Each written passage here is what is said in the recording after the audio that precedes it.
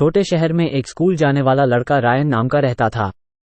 उसे स्कूल की वार्षिक फंक्शन के दिन के लिए बड़ा उत्साह था। वह अपने दोस्तों के साथ मिलकर खुशी खुशी स्कूल की तरफ बढ़ता चला गया।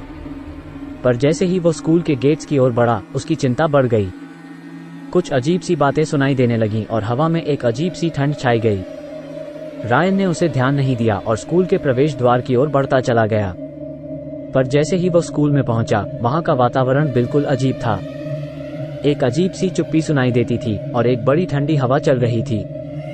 रायन ने ये सब इमेजिनेशन समझा और स्कूल के अंदर आगे बढ़ता चला गया। लेकिन जैसे ही वो छोटी छोटी गलियों से गुजर रहा था, उसने एक अजीब आवाज सुनी। वो घबराया और उसने अपनी रफ्तार तेज की, लेकिन फिर भी उसे एक बड़ा खौफ लगा। उसने एक अजीब सी छाया को देखा जो उसको बुलाने की कोशिश कर रही थी। रायन ने उसे नजदीक से देखा और उसे एक भूत या आत्मा माना, जिसके आंखों में अलौकिक चमक थी। उसने दुखद दिल से कहीं चिल्लाया और उसने फिर भागने की कोशिश की, लेकिन स्कूल जैसे लगभग डूब गया था। रायन ने उसे पास से देखते हुए भागने का प्रयास किया, लेकिन वो स्कूल के अंदर बिल्कुल अकेला महसूस कर रहा था। एक अंधेरे कमरे में उसने आवाजें सुनी और दीवारों के पास छिपे भूतिए देखे।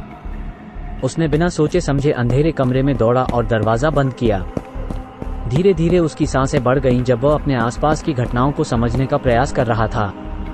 बिल्कुल अचानक एक ध्वनि उसके कानों में गूंज उठी, तू मेरे साथ जुड़ सकता है, रायन।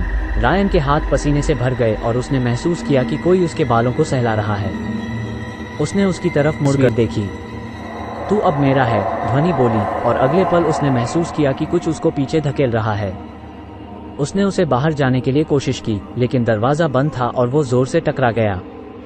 उसकी आवाज छिटक गई और उसने महसूस किया कि कुछ उसके पीछे से हो रहा है। वो बचाव की कोशिश करता है, लेकिन जब वो मुड़ता है तो वह अकेला है।